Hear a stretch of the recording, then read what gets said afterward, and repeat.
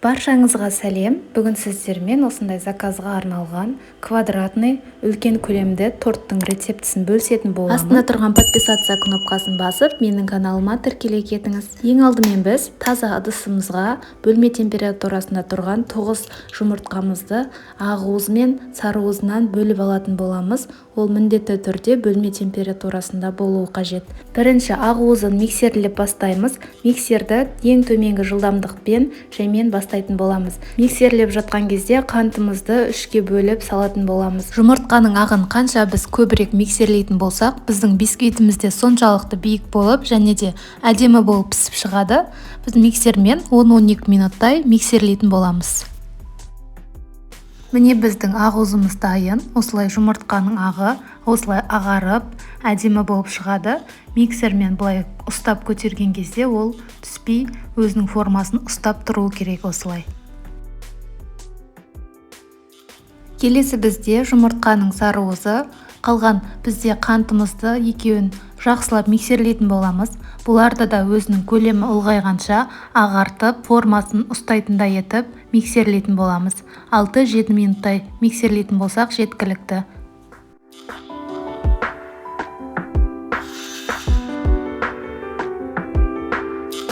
Міне біздің жұмыртқаның сарыуызы да дайын. Осылай көлемі ұлғайып, осындай ағарып, әдемі болып шығады. Дайын болған массамызды енді екеуін біріктіретін боламыз. Бұл бисквит барлық пештерде, духовкаларда пісе береді. Ешқандай пешті талғамайды. Бар болғаны біз бисквитті дұрыс пісірудің рецептісін және де қалай жасау керек екенін білсек болды. Енді біз екі массамызды біріктіретін боламыз. Тек енді миксерді қажет етпейміз. Келесі бізде осындай лопатканың көмегімен араластырып барлығын біріктіретін боламыз.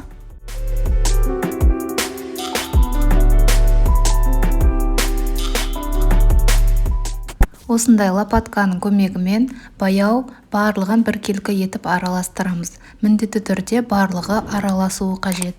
Барлығын араластырып болғаннан соң, келесі құрғақ заттарымыз ұн және де ұн қопсытқыш, қалауыңызға қарай ванилин, барлығын қосып араластыратын боламыз. Оны да міндетті түрде осындай лопатканың көмегімен араластыруымыз қажет. Онымыз міндетті түрде жақсылап араласуы қажет.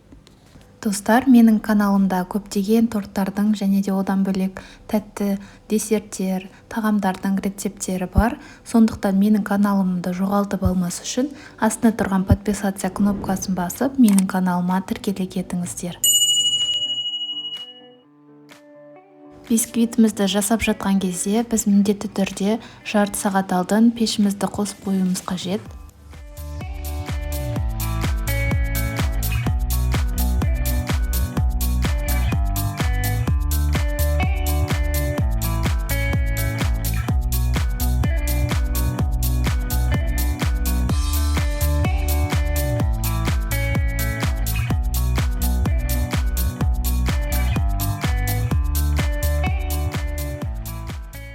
Бисквитті араластырып жатқан кезде міндетті түрде ұнымыз арасында қалып кетпеуі қажет. Жақсылап барлығы біркелкі араласуы қажет.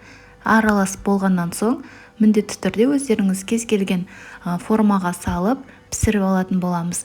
Мен осындай екі формаға екі бөліп пісіріп алдым. Бисквиттеріміздің бетін бір тегіс етуіміз қажет. Сонда біздің бисквиттеріміз тегіс әдемі болып шығады. Бисквиттің қамырын құйып болғаннан соң, ең соңында міндетті түрде осы лайфхакты қолданыңыздар. Осындай ұзын таяқшаның көмегімен барлық бисквиттеріміздің арасын осылай айналдыра, бір тегіс етіп осылай айналдыруымыз қажет. Сонда біздің бисквиттеріміз біркелкі болып, әдемі болып пісіп шығатын болады. Бұл бисквиттеріміз өте жұп-жұмсақ болып шығады. Бұл бисквиттерді үй жағдайында да жасап, кремсіз де жесеңіздер болады, дәмді болып шығады. Бұл бисквиттің рецептісі менде 2 еселенген. Барлық формасын және де құрамдарын толық ақпаратты астында описание бөліміне қалдыратын боламын. Сол жерден қарап көре аласыздар.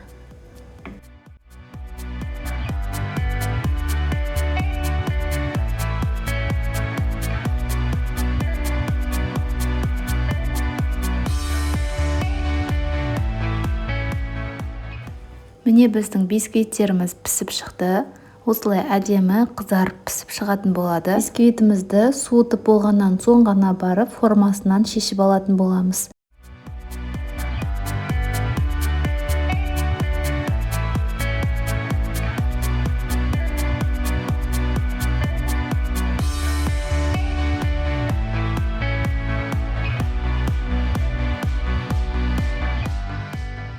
Бисквиттерімізді суытып, формадан шешкеннен соң ортасынан бөліп, дайындап, қағаз жинауға жіберетін боламыз. Менде бұл заказ торт болғандықтан, осылай 4 бөлікке бөліп алдым. Бисквиттердің арасы керемет болып пісіп шыққан, аралары жұп-жұмсақ, нәзік болып шыққан. Осылай барлық корждарын тура 2 бөлікке бөліп алатын боламыз.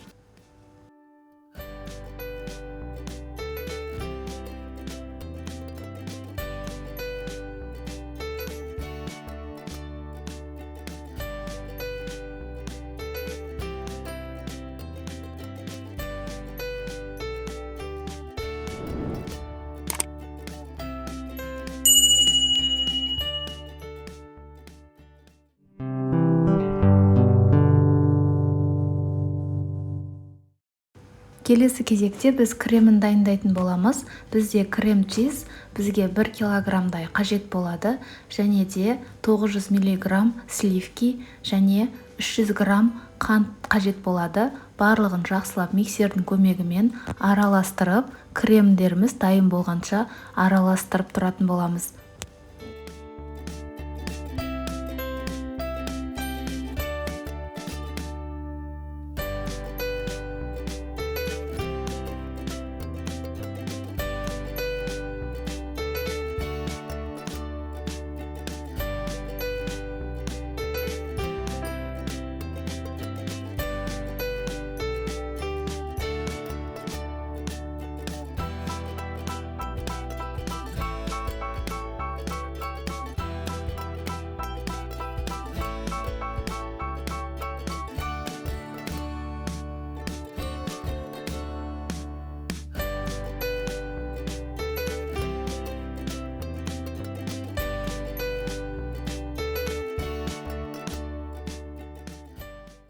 Міне менің кремім дайын болды. Осындай көлемде формасын ұстайтындай болуы қажет. Корждарымызды енді жинайтын боламыз. Менде осындай 4 корж шықты. Бірінші коржымызды орнына қойып, пропиткамен осылай сүтті сумен осылай бетіне жағып шығатын боламыз. Артынша осындай кондитерский мешокқа салып, кремдерімізді біркелкі етіп жинайтын боламыз.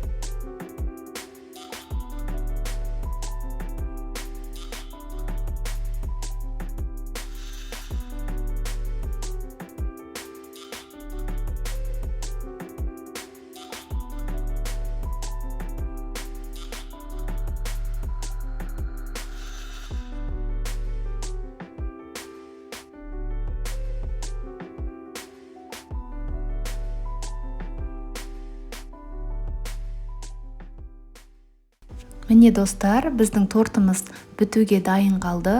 Осылай өздеріңіздің қалауларыңыз бойынша кез келген оформлениямен жасап, осылай торттарыңызды жасасаңыздар болады.